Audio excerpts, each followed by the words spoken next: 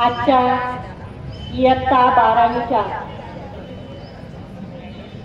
विद्यार्थ्यांच्या शुभेच्छा समारंभाचे अध्यक्ष आबासाहेब काकडे शैक्षणिक समूहाचे मुख्य कार्यकारी अधिकारी आदरणीय श्री बिटाल सर, या महाविद्यालयाचे प्राचार्य आदरणीय श्री दसपुते सर, उपप्राचार्या आदरणीय खेडकर मॅडम, उपमुख्याध्यापिका आदरणीय गरुड मॅडम, पर्यवेक्षक सन्माननीय पोटभरे सर, सर्व माझे शिक्षक बंधू भगिनी आणि विद्यार्थी मित्रांनो, नेहमीची येतो मग पावसाळा या उक्तीप्रमाणे दरवर्षी आपण इयत्ता 12वीच्या विद्यार्थ्यांना निरोप देत असतो किंवा शुभेच्छा देत असतो. कारण निरोप म्हटलं की विद्यार्थ्यांची घालमेल दिसते, भाषणातूनच कळालं. निरोप म्हटलं की विद्यार्थ्यांना आनंदही वाटतो आणि वाईटही वाटते. वाईट का वाटते? कारण बरेच विद्यार्थी या आबासाहेब काकडे माध्यमिक आणि उच्च माध्यमिक विद्यालयामध्ये 5वी पासून ते 12वी पर्यंत याच शाळेमध्ये होते आणि मग या शाळेचा एवढा अनुभव, या शाळेला आपण आता माजी विद्यार्थी म्हणून येणार, म्हणून विद्यार्थ्यांना थोडंसं वाईट वाटतं. आनंद का होतो? कारण आपल्याला आता इयत्ता 12वी नंतर वेगवेगळ्या क्षेत्रात किंवा करिअरच्या दृष्टीने आपल्याला प्रवेश घ्यायचा आहे, वाटचाल करायची आहे आणि म्हणून आपल्याला आनंदही वाटतो. विद्यार्थी मित्रांनो, निरोप हे आयुष्यात खूप गरजेचे आहे. निरोपाशिवाय परिवर्तन नाही, निरोपाशिवाय आपल्या आयुष्याला दिशा मिळत नाही आणि म्हणून निरोप खूप गरजेचे आहे. विद्यार्थी हा ध्येयवादी असला पाहिजे. ध्येय साध्य करण्यासाठी त्याने सतत धडपड केली पाहिजे. त्याच्या अंगी जिद्द पाहिजे, चिकाटी पाहिजे, कष्टाळूपणा पाहिजे, नम्रपणा पाहिजे. कारण विद्या विनयेन शोभते हे आपल्याला माहिती आहे. तरच खऱ्या अर्थाने तो जीवनामध्ये यशस्वी होऊ शकतो. त्याचबरोबर विद्यार्थ्याने वेळेचा सदुपयोग केला पाहिजे. वेळ खूप महत्वाची आहे आपल्यासाठी. आयुष्यातील प्रत्येक क्षण खूप महत्वाचा आहे. कारण गेलेला जो क्षण असतो तो इतिहास जमा होतो आणि मग राहतो तो फक्त पश्चाताप. त्यामुळं वेळेचं नियोजन आपल्याकडे असलं पाहिजे. मी एका ठिकाणी वाचलेले पहा की वेळ पैसा उसना घेता येतो आणि देता येतो, परंतु वेळ उसना घेता येत नाही आणि देताही येत नाही. आणि म्हणून आपण आयुष्यामध्ये वेळ वाया न घालवता आपण वेळेचं नियोजन केलं पाहिजे. ज्ञान ही खूप मोठी संपत्ती आहे. पैशाची संपत्ती चोरीला जाते, पण ज्ञान ही अशी संपत्ती आहे की तिची कोणीही चोरी करू शकत नाही. आणि या जगामध्ये बुद्धिवंतांना, गुणवंतांना आणि ज्ञानी माणसाला खूप किंमत आहे. आणि म्हणून आपण जास्तीत जास्त ज्ञान मिळवण्यासाठी प्रयत्न केले पाहिजे. शिकाल तर शिकाल, वाचाल तर वाचाल, हे आपल्याला माहिती आहे. मनुष्य हा स्वतः आपल्या भाग्याचा शिल्पकार असतो. त्याचबरोबर विद्यार्थ्यांना मी हेही सांगेन की जीवन जगताना महापुरुषांचा आदर्श समोर ठेवूनच आपण जीवन जगलं पाहिजे. विवेकानंदांचा आदर्श घेतला पाहिजे आपण. विवेकानंदांसारखी एकाग्रता आपल्यामध्ये असली पाहिजे. नेपोलियन बोनापार्ट सारखा अशक्य हा शब्द आपल्याकडे नसला पाहिजे. किंवा जगज्जेता सिकंदरासारखी महत्वाकांक्षा आपल्यामध्ये असली पाहिजे. विद्यार्थ्यांनी महत्वाकांक्षी असलं पाहिजे. त्याचबरोबर या शाळेमध्ये विद्यार्थ्यांना शिस्त लावताना, त्यांच्यावर संस्कार करताना शिक्षकांना कधी कधी कठोर भूमिका घ्यावी लागते. आता आपल्याला तर माहिती आहे, छडीवाजे छमछम आणि विद्या येई घमघम हे थोडंसं कालबाह्य झालं, परंतु तरी सुद्धा विद्यार्थ्यांना शिस्त लावताना कठोर बोलावंच लागतं, भूमिका घ्यावीच लागते कठोर शिक्षकांना. परंतु शिक्षक हे एका हाताने आपल्याला शिक्षा करत असले तरी दुसऱ्या हाताने विद्यार्थ्यांना शाबासकी देण्याचे काम हे फक्त शिक्षकच करत असतात. आई वडिलांनंतर कुणी जर हितचिंतक तुमचं असतील तर ते तुमचे शिक्षक. आणि म्हणून आपण सर्वांनी शिक्षकांचा आदर केला पाहिजे, थोड्या मोठ्यांचा आदर केला पाहिजे, आई वडिलांचाही आदर केला पाहिजे. आता तुमची तोंडी परीक्षा झाली, प्रॅक्टिकल झालं, परंतु तोंडी परीक्षा झाली, प्रॅक्टिकल झालं, सरांनी आपल्याला मार्क दिले, मॅडमनी मार्क दिले, मग आता आपलं काहीच राहिलं नाही. आपण कसंही वागलं तरी चालेल अशी भूमिका विद्यार्थ्यांनी कधीच मनात आणू नये, हा कुविचार मनात आणू नये. आणि परीक्षेला कॉपीमुक्त वातावरणामध्ये नम्रपणे आपण सामोरं गेलं पाहिजे. या शाळेची जी काही परंपरा आहे, शेवगाव तालुक्यामध्ये जास्तीत जास्त गुणवत्ता मिळवणारं हे आपलं कनिष्ठ महाविद्यालय आहे. ही जी परंपरा आहे विद्यार्थ्यांनी कायम ठेवावी, पुढे चालू ठेवावी आणि जास्तीत जास्त मार्क्स मिळवण्यासाठी अभ्यास उरलेला जो वेळ आहे, उरलेल्या वेळेमध्ये अभ्यास करावा. तुमच्यासाठी काही मी प्रेरणादायी ओळी सांगणार आहे. चालण्यासाठी वाट असते, वाटासाठी चालणं नसतं. चालण्यासाठी वाट असते, वाटेसाठी चालणं नसतं. उंच भरारी घेणाऱ्यांना आभाळाचं भय नसतं. करण्यासारखे खूप आहे, उमेद मात्र हवी. करण्यासारखे खूप आहे, उमेद मात्र हवी. आभाळा एवढं ध्येय आहे, जिद्द मात्र हवी. आभाळा एवढं ध्येय आहे, जिद्द मात्र हवी.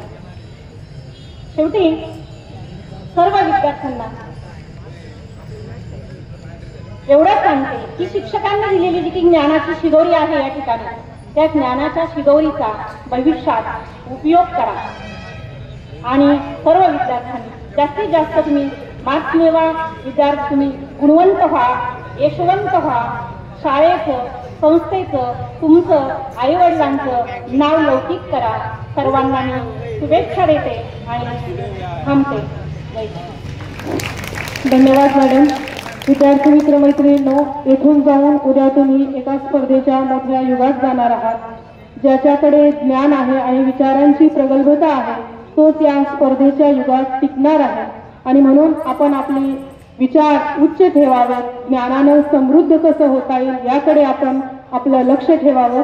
यानंतर मी सन्माननीय उपप्राचार्य मॅडम यांना विनंती करेन की आपण आपलं मनोगत येथे व्यक्त करावं.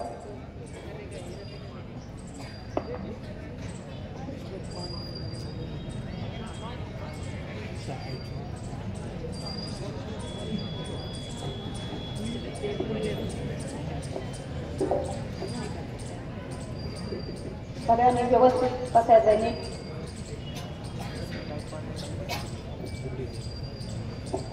ज्या महामानवाने शिक्षणाची गंगा घरोघरी आणली, अंधारातून प्रकाशाची ज्ञानाची वाट दाखवली असे महामानव कर्मयोगी आबासाहेब काकडे, आदर्श संस्थापिका, आदर्श मुख्याध्यापिका, आदर्श शिक्षिका निर्मलाताई काकडे यांना मी प्रथम वंदन करते. आजच्या कार्यक्रमासाठी व्यासपीठावर उपस्थित असलेले आबासाहेब काकडे शैक्षणिक समूहाचे मुख्य कार्यकारी अधिकारी प्राध्यापक लक्ष्मणजी पिटाळकर, कनिष्ठ महाविद्यालयाचे प्राचार्य सन्माननीय दस्तुते सर, उपमुख्याध्यापिका सन्माननीय गौरव मॅडम, पर्यवेक्षक सन्माननीय कोठवरे सर, उपस्थित सर्व अध्यापक बंधू भगिनी, शिक्षकेतर कर्मचारी आणि माझ्या गुणी व प्रिय विद्यार्थी मित्रमैत्रिणींनो, आज इयत्ता 12वीच्या विद्यार्थ्यांना शुभेच्छा देण्यासाठी आणि निरोप देण्यासाठी आपण या ठिकाणी एकत्र जमलेलो आहोत. या निमित्ताने मी माझ्या इयत्ता 12वीच्या विद्यार्थ्यांना सांगू इच्छिते, विद्यार्थी मित्रमैत्रिणींनो, आजचा तुमचा या कनिष्ठ महाविद्यालयातील निरोप समारंभाचा कार्यक्रम असला तरीही तुम्ही या संस्थेशी, या कनिष्ठ महाविद्यालयाशी कायम जोडलेले आहात. कायम तुम्ही माजी विद्यार्थी असणार आहात. त्यामुळे तुमचे या कनिष्ठ महाविद्यालयात नेहमीच स्वागत असणार आहे. आणि म्हणूनच आपल्या शाळेचे, आपल्या संस्थेचे, आपल्या कुटुंबाचे आणि आपले स्वतःचे नाव उज्ज्वल करण्यासाठी सतत दक्ष राहा. आणि त्यामुळे आजचा हा निरोप समारंभाचा तुमचा कार्यक्रम औपचारिक आहे. माजी विद्यार्थी या नात्याने तुमचं इथे नेहमी स्वागत असणार आहे. आत्ताच 12वीच्या विद्यार्थिनींनी आपल्या या ठिकाणी मनोगत व्यक्त केलं. कुमारी मरकट स्नेहल, विसे परमेश्वर, पवार काजल, दुकळे वैष्णवी, मगर प्रिया यांनी आपल्या शाळेविषयी, आपल्या शिक्षकांविषयी अतिशय छान अशा भावना व्यक्त केलेल्या आहेत.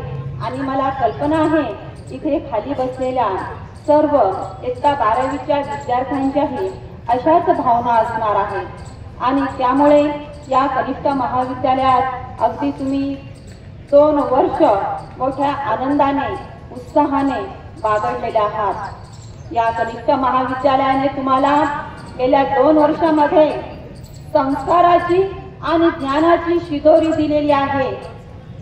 विद्यार्थी मित्रमैत्रिणींनो, मला खात्री आहे की संस्काराची आणि ज्ञानाची शिदोरी जर तुम्ही सोबत घेऊन भविष्यात वाटचाल केली तर नक्कीच तुमचा भविष्यकाळ हा उज्ज्वल ठरणार आहे.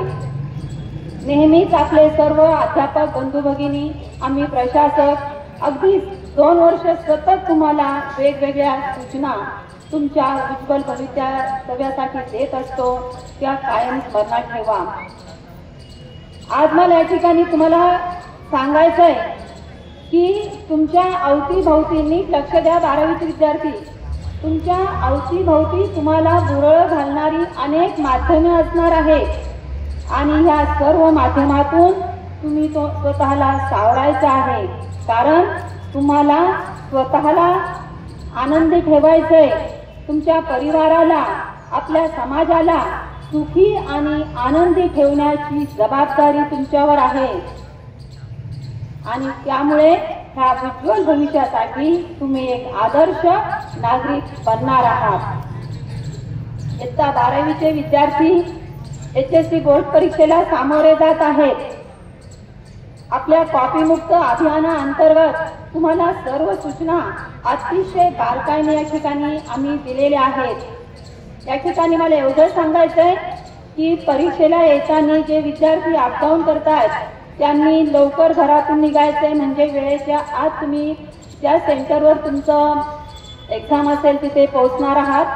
कोणीही सेंटरवर येण्यास उशीर करायचा नाही. अगदी आपलं आहाराचं नियोजन चांगल्यापैकी ठेवायचंय. आपलं हॉल तिकीट सोबत ठेवायचंय. आणि सगळ्यात महत्त्वाची सूचना, कुठल्याही प्रकारचं टेन्शन अजिबात घ्यायचं नाही. आपलं वेळेचं नियोजन करून योग्य पद्धतीने अभ्यास करायचा आहे आणि चांगल्या मार्काने आपण पास होणार आहात त्याचा आत्मविश्वास तुम्ही मनाशी बाळगायचा आहे आणि त्यामुळे HSC बोर्ड परीक्षा अगदी तुम्ही अतिशय चांगल्या मार्काने पास होणार आहात. आपल्या 12वीच्या विद्यार्थ्यांनी आपल्या शाळेचं आपल्या संस्थेचं नाव उज्ज्वल करण्यासाठी चांगल्या पद्धतीने अभ्यास करायचा आहे. तसेच विद्यार्थी मित्रमैत्रिणींनो, या कॉलेजमध्ये तुम्ही शिकत असताना तुमच्या शैक्षणिक विकासाबरोबर तुमच्या सर्वांगीण विकासासाठी या कनिष्ठ महाविद्यालयाने वेगवेगळे सहशालेय उपक्रम तुमच्यासाठी राबवले. सतत तुमच्या उत्कर्षाचा आणि तुमच्या उज्ज्वल भविष्याचा ध्यास डोळ्यासमोर ठेवून या कनिष्ठ महाविद्यालयाचं कामकाज चालू असतो. अगदी तुमची शैक्षणिक सहल असेल, स्नेहसंमेलन असेल, त्याचा आनंद तुम्ही लुटलेला आहे. या सर्व आठवणी तुमच्या स्मरणात असणार आहेत. विद्यार्थी मित्रमैत्रिणींनो, भविष्यामध्ये वाटचाल करत असताना सतत आपल्या आई वडिलांचा चेहरा डोळ्यासमोर ठेवा. हे मला या ठिकाणी मुद्दाम तुम्हाला आवर्जून सांगायचं आहे. असं वागू नका की तुमच्या वागण्याने तुमच्या आई वडिलांची मान खाली जाईल. असं वागा की तुमच्या वागण्याने तुमच्या आई वडिलांची मान उंचावणार आहे. आणि त्याचबरोबर पहा, आता मात्र विद्यार्थी मित्रमैत्रिणींनो, झेप घेण्याची वेळ आलेली आहे. जी स्वप्न तुम्ही ठरवलेली आहेत ती साकार करण्याची वेळ आलेली आहे. आता मात्र झेप घेण्याची वेळ आलेली आहे. या कनिष्ठ महाविद्यालयाने तुमच्यावर जे संस्कार दिलेले आहेत, तुमच्या पंखांना जे बळ दिलेलं आहे ते दाखवण्याची वेळ आलेली आहे. आता मात्र झेप घेण्याची वेळ आलेली आहे. कुठल्याही संकटाला न डगमगता, पहा हे वाक्य खूप महत्वाचं आहे, भविष्यामध्ये कायम स्मरणात ठेवा. कुठल्याही संकटाला न डगमगता सकारात्मकतेने पुढे जाण्याची वेळ आलेली आहे. आता मात्र झेप घेण्याची वेळ आलेली आहे. आता मात्र झेप घेण्याची वेळ आलेली आहे. माझ्या सर्व गुणी प्रिय विद्यार्थ्यांना इयत्ता 12वीच्या परीक्षेसाठी शुभेच्छा देते आणि थांबते. धन्यवाद मॅडम. मला असं म्हणावंसं वाटतं की तुम्हारी सारी खूबियाँ तुम्हारे काम आ जाए. तुम्हारे लिए सभी गुरुजन बस यही कहेंगे, तरक्की के साथ तुम्हारा भविष्य बेहतर हो जाए. तरक्की के साथ तुम्हारा भविष्य बेहतर हो जाए. यानंतर आजच्या कार्यक्रमाचे सन्माननीय अध्यक्ष श्री लक्ष्मणजी बिटाळ सर आपणास मी विनंती करेल की आपण आपलं मनोगत व्यक्त करावं. एकदा विद्यार्थ्यांनी सरळ बसायचं आहे. बैठे बैठे सावधान.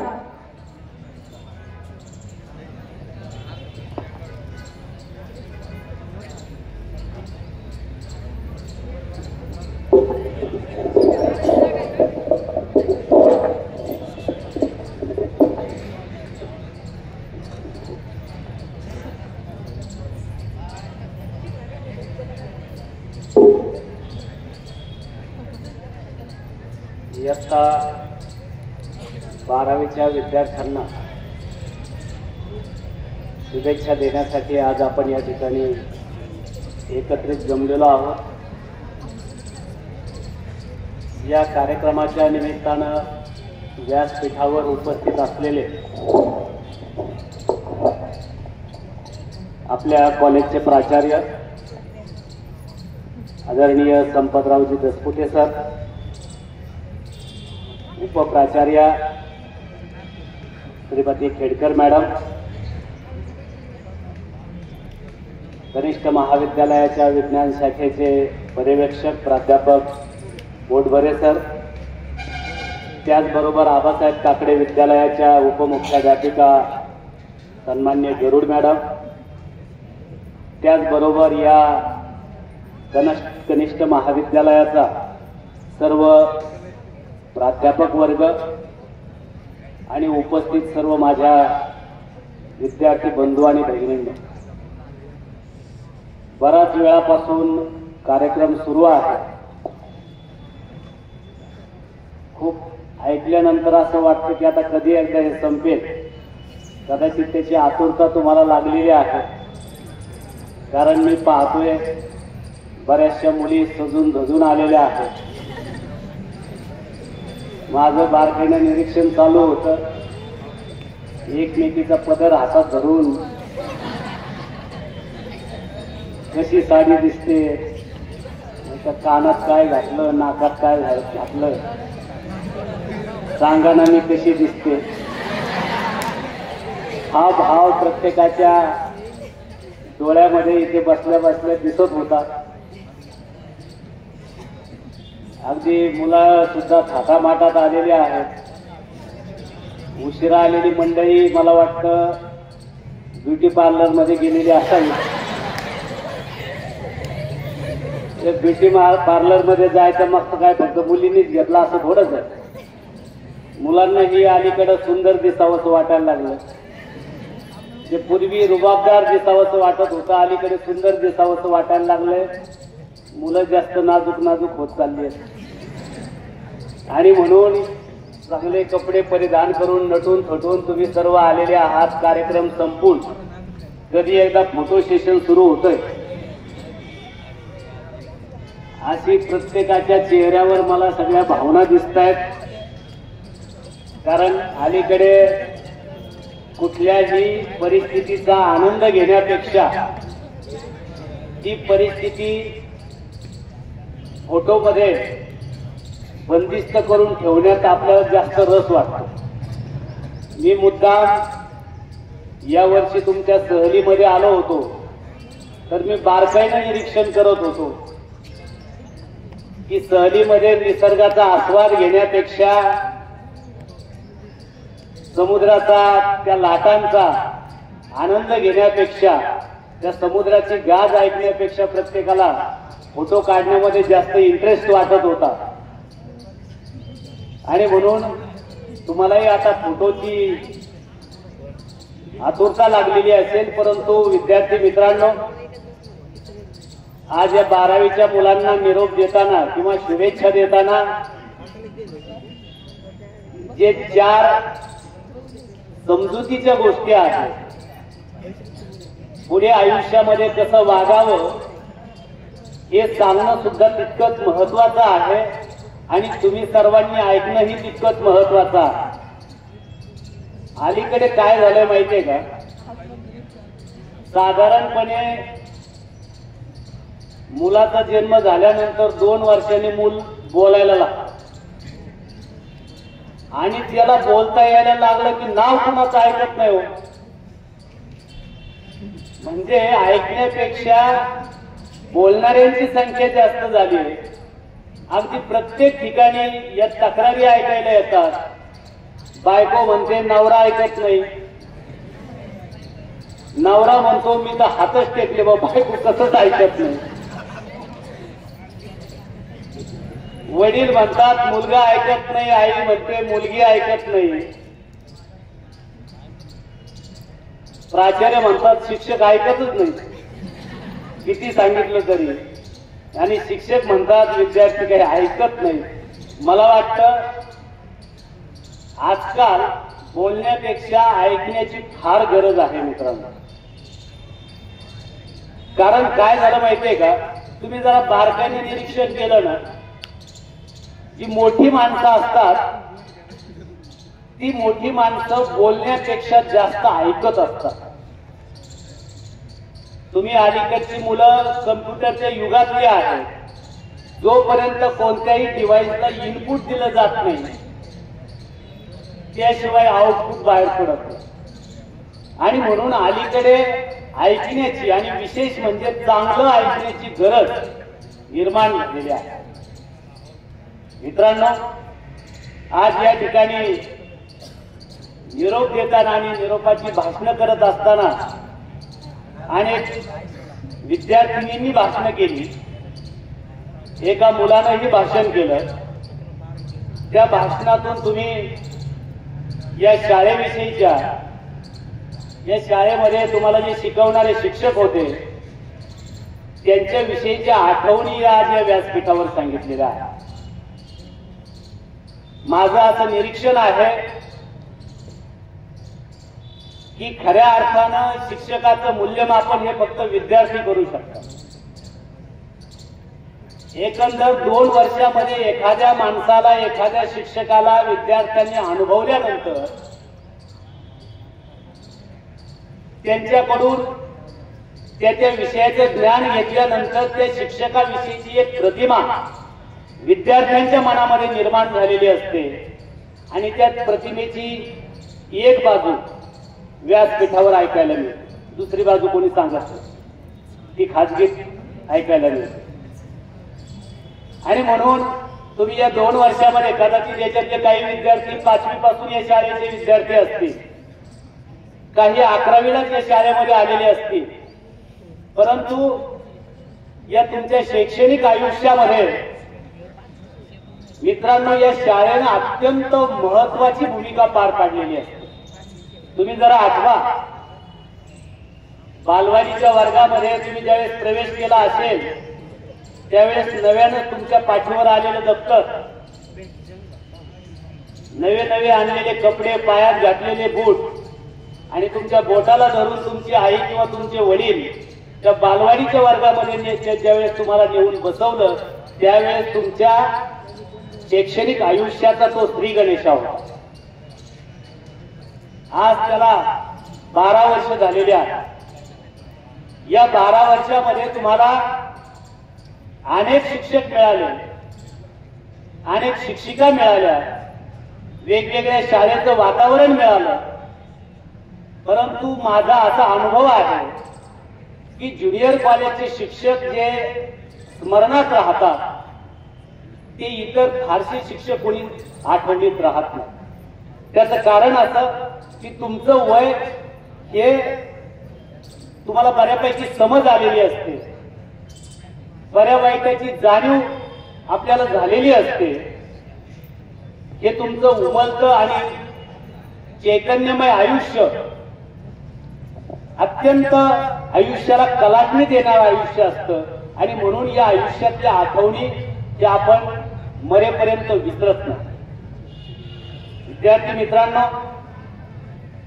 जोपर्यंत आपल्या हातामध्ये एखादी गोष्ट असते तोपर्यंत आपल्याला त्याची किंमत कळत नाही, परंतु ज्यावेळेस आपण त्याच्यापासून दूर जातो त्यावेळेस खऱ्या अर्थानं त्याच्या गोष्टीची किंमत कळत असते. मला खात्री आहे ज्यावेळेस तुम्ही या शाळेतून आता बाहेर पडाल आणि अनेक शिक्षणाच्या वेगवेगळ्या वाटानं तुमची वाटचाल सुरू होईल. कारण तुम्ही बघा 10वी नंतर साधारणपणे तुमच्या पुढे 3-4च वाटा होत्या. 11वीला प्रवेश घ्यायचा असेल तर कला शाखेला घ्यायचा, कॉमर्सला जायचं की सायन्सला जायचं की मग 10वी नंतर पॉलिटेक्निकला जायचं. हे 3-4च वाटा आपल्या समोर होत्या. आता मात्र तुमच्या समोर असंख्य वाटा. तुम्ही 12वी झाल्यानंतर जे सायन्सचे विद्यार्थी आहेत ते इंजिनिअरिंग कडे जातील बरेचसे. ते इंजिनिअरिंग मध्ये अनेक वेगवेगळे कोर्सेस आहेत. काही मेडिकलला जातील, काही आर्किटेक्चरला जातील, काही आणखी वेगवेगळ्या क्षेत्रात जातील. वाणिज्य शाखेतल्या विद्यार्थ्यांचंही तसंच आणि आजचंही तसंच खूप साऱ्या वाटा आहेत. परंतु या आजच्या शुभेच्छा संदेशाच्या कार्यक्रमाच्या निमित्तानं तुम्हाला मी एक गोष्ट सांगेन की आपण आता आपल्या आयुष्याचं ध्येय आणि आपल्या आयुष्याचा मार्ग निश्चित करण्याची वेळ आलेली आहे.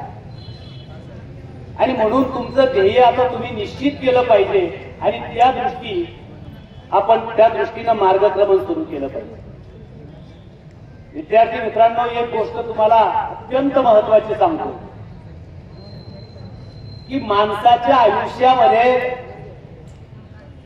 सगळ्यात मोठा गेम काय असेल ना तर तो माइंड गेम असतो. लक्षपूर्वक ऐका बरं का. माणसाच्या आयुष्यामध्ये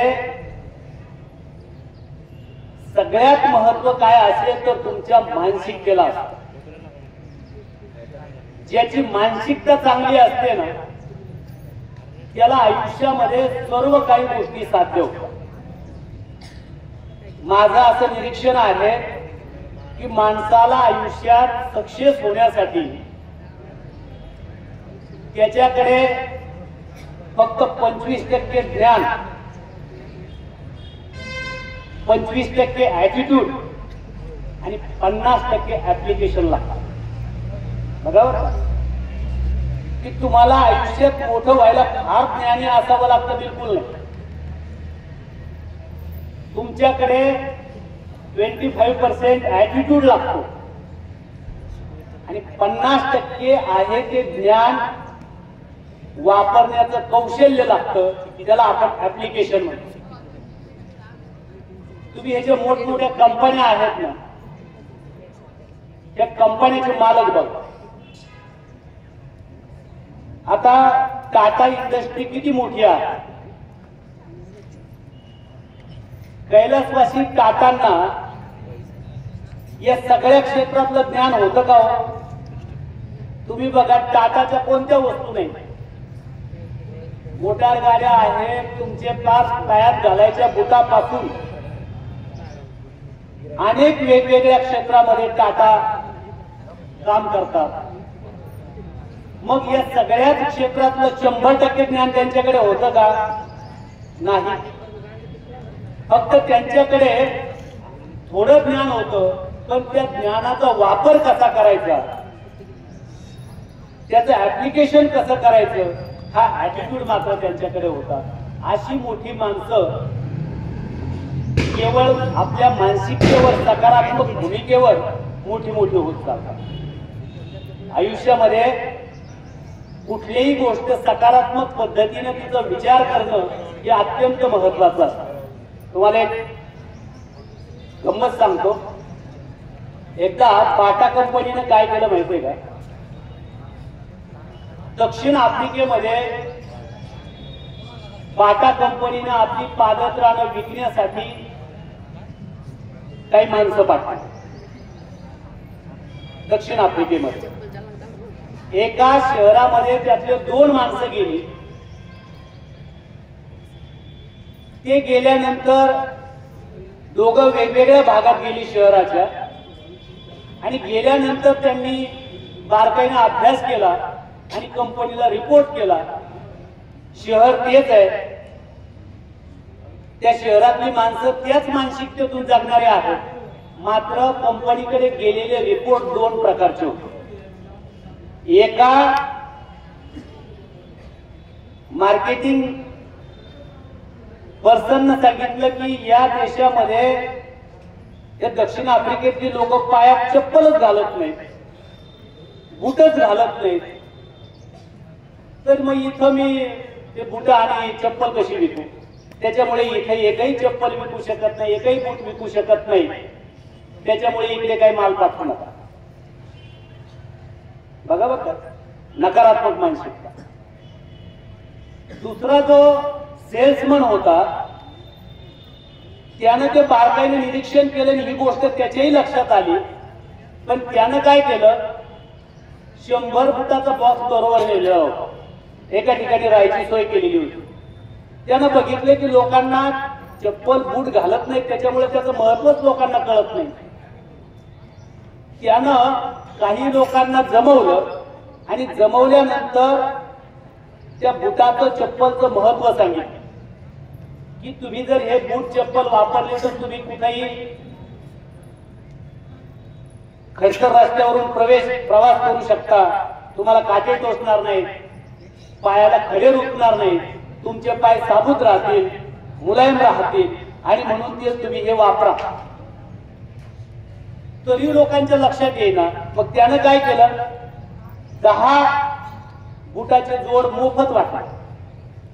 बघा, 10 बुटाचे जोड मोफत वाटले आणि त्या लोकांना सांगितलं की काय नाही, हे बुट तुम्हाला मोफत, फक्त तुम्ही काय करा, शहरातून फिरा आणि तुम्हाला कोणी विचारलं नाही हे काय भानगड आहे, तर फक्त माझा पत्ता त्यांना द्या आणि त्यांना सांगा की हे वापरल्यानं काय तुम्हाला सुख मिळालं. तुम्हाला सांगतो, त्यानं प्रयोग केला, लोकांना कुतूहल निर्माण झालं की अरे ह्या लोकांनी पायात काय घातले. त्या लोकांनी त्याचं महत्व सांगितलं. त्याच्यानंतर याचा पत्ता दिला. या माणसानं कंपनीला निरोप पाठवला की तुम्ही आता इकडे बूट पाठवू नका, माझ्याकडचे 100 बूट मी विकून टाकलेत, तुम्ही आता बूट पाठवू नका, तर इथं बुटाची फॅक्टरी सुरू करा, कारण इथे बुटाच्या विक्रीला खूप मोठा वाव आहे, कारण इथं स्पर्धेला एकही कंपनी नाही.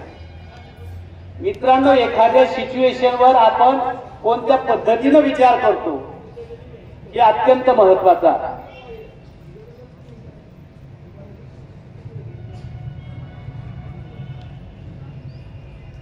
आपण कोणत्या पद्धतीने विचार करतो हे अत्यंत महत्वाचं आहे. म्हणून तुम्ही तुमच्या आयुष्यामध्ये एखाद्या गोष्टीकडे कसं पाहता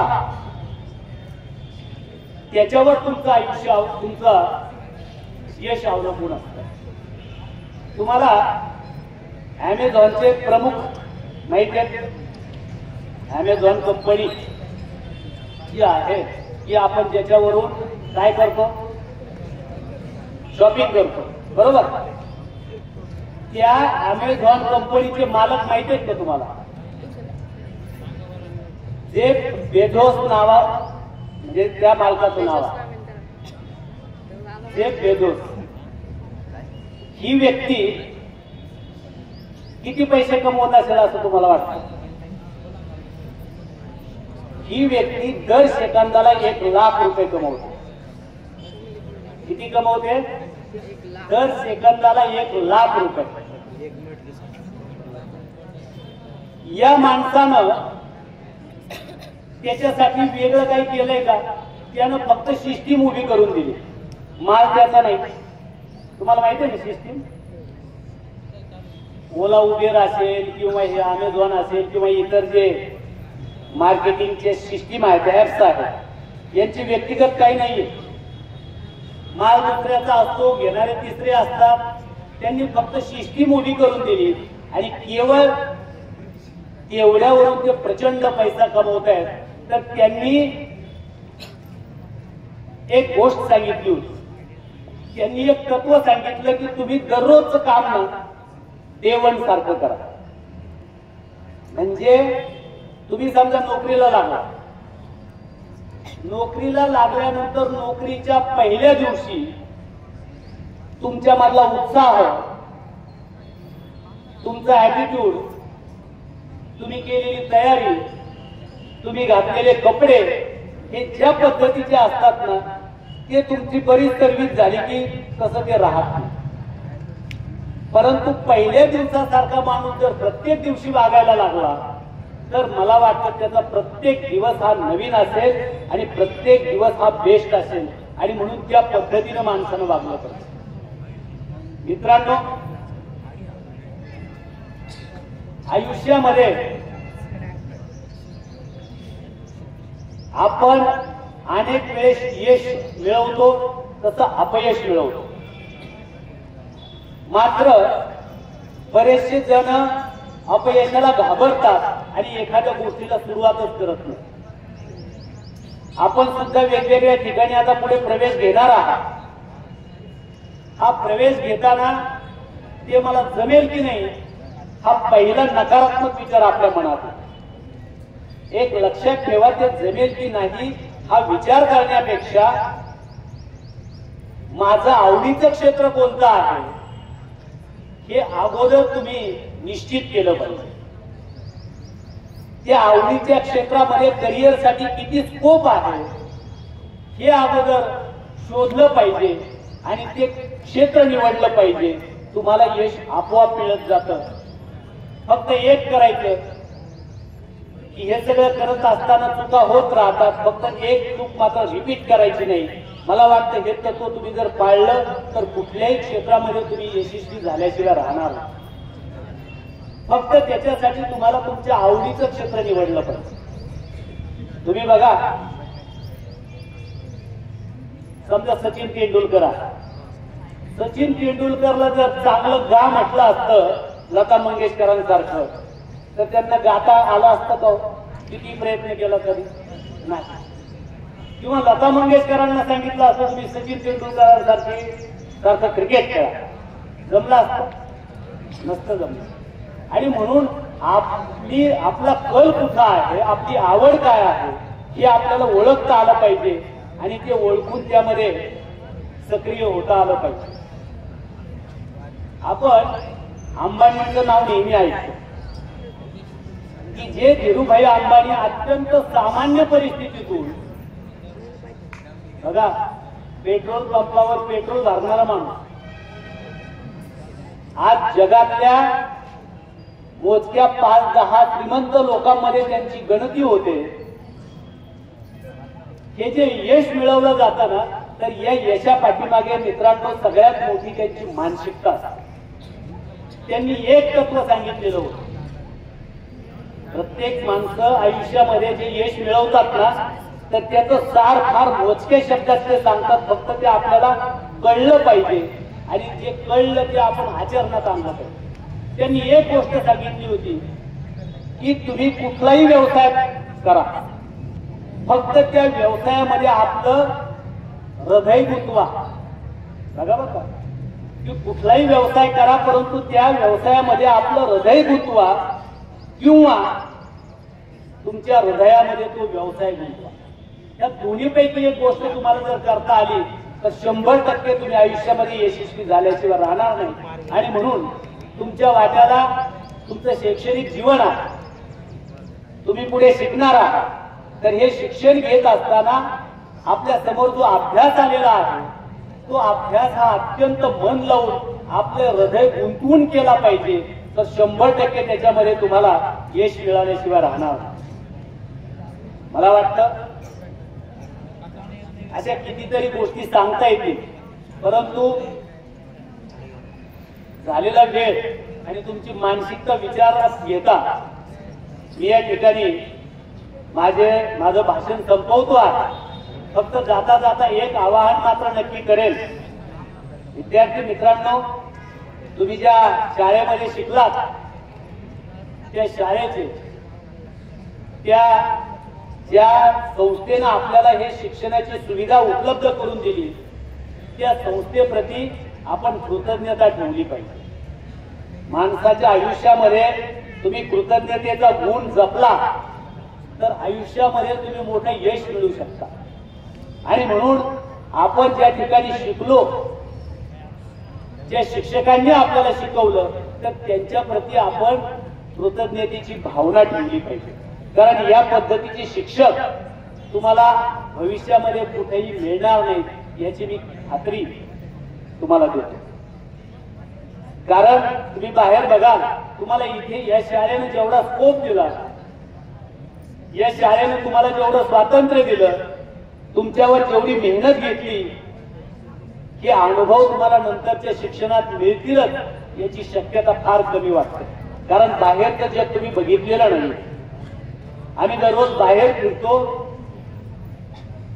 बाहेरचे लोक विद्यार्थ्यांशी कसं वागतात, त्यांच्या दृष्टीने विद्यार्थ्यांची जी व्हॅल्यू आहे ती आम्ही दररोज पाहतो. आणि म्हणून हा अनुभव तुम्हाला आल्याशिवाय राहणार नाही. आणि म्हणून या शाळेचे शिक्षक असतील, ही शाळा असेल, इथले प्रशासक असतील की जे तुमच्या समोर आणि तुमच्या अपरोक्ष म्हणजे पडद्यामागची भूमिका ज्या प्रशासकांनी ज्या संस्थेनं निभावली आहे, तर त्यांच्या प्रती आपण कृतज्ञता बाळगली पाहिजे. या वर्षी तुम्ही 12वीच्या परीक्षेला सामोरं जाताना प्रत्येकाच्या मनामध्ये बदललेल्या परीक्षेच्या पद्धतीमुळे जरा टेन्शन आलेलं असेल. परंतु मित्रांनो, तुम्ही जर राहिलेल्या दिवसामध्ये चांगला अभ्यास केलात किंवा जे अभ्यास केलाय ते परत रिकॉल केलं तर मला वाटतं कोणालाही पेपर अवघड जाणार नाही. आज या ठिकाणी तुमच्या येणाऱ्या परीक्षेसाठी आणि तुमच्या उज्ज्वल भविष्यासाठी मी आबासाहेब काकडे शैक्षणिक समूहाचा मुख्य कार्यकारी अधिकारी या नात्याने शिक्षण समूहाच्या वतीनं संस्थेचे प्रमुख ऍडव्होकेट विद्याधरजी उर्फ शिवाजीराव काकडे साहेब, त्याचबरोबर सौ हर्षदाताई काकडे साहेब यांच्या वतीनं तुमच्या भावी वाटचालीसाठी मनपूर्वक शुभेच्छा देतो. आणि या पुढच्या आयुष्यामध्ये तुमची अशीच उत्तरोत्तर प्रगती होत राहो अशा प्रकारच्या शुभकामना या ठिकाणी व्यक्त करतो आणि या विद्यार्थ्यांनी या ठिकाणी ज्या पद्धतीनं भाषणं केली त्या सर्वांचं मी कौतुक करतो आणि थांबतो. धन्यवाद. धन्यवाद सर. आज आपण या विद्यार्थी शुभेच्छा समारंभ कार्यक्रमानिमित्तानं विद्यार्थ्यांसाठी दिलेला शुभेच्छा संदेश अतिशय लाख मोलाचा आहे. विद्यार्थ्यांनी आपल्या भावी जीवनामध्ये हे लक्षात ठेवायचं आहे की आपण आपल्यासाठी एका वास्तववादी ध्येय निश्चित करायचं आहे, एक सकारात्मक वृत्ती जोपासायची आहे, जेणेकरून आपण आपल्या जीवनामध्ये यशस्वी होऊ आणि आपल्या जीवनात येणाऱ्या प्रत्येक व्यक्ती आणि प्रत्येक घटकाबद्दल आपण आपल्या मनात कृतज्ञता ठेवायची आहे. सरांनी दिलेला हा संदेश लाख मोलाचा आहे. यासाठी मी सरांचे मनपूर्वक आभार मानते आणि यानंतर या कार्यक्रमाचं आभार प्रदर्शन करण्यासाठी मी मंचावर पाचारण करते कुमारी लवांडे प्रतीक्षा आबासाहेब.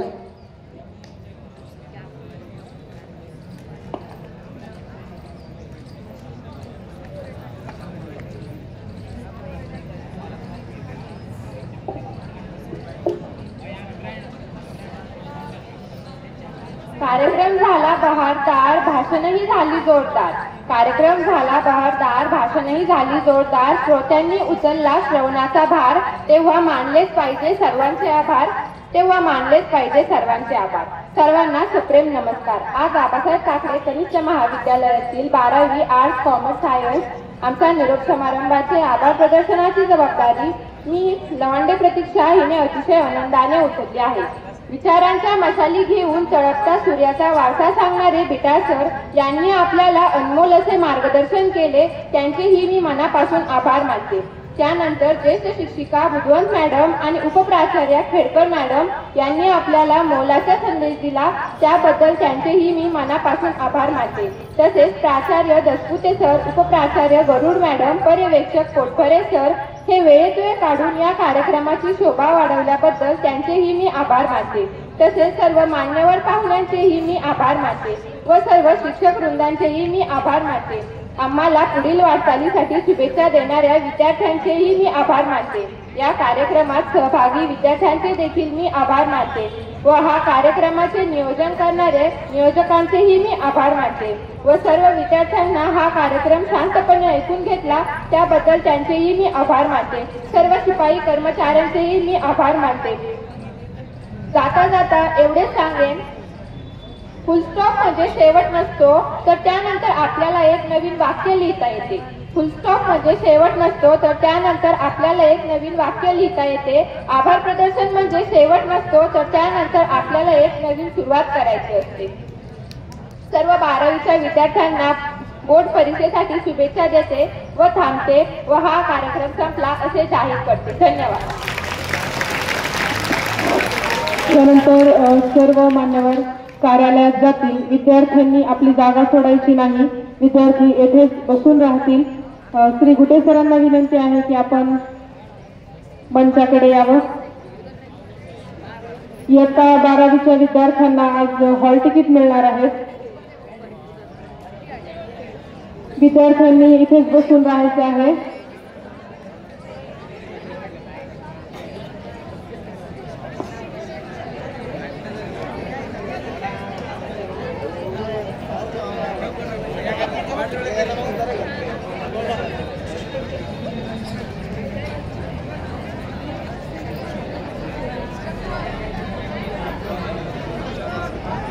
बरोबर.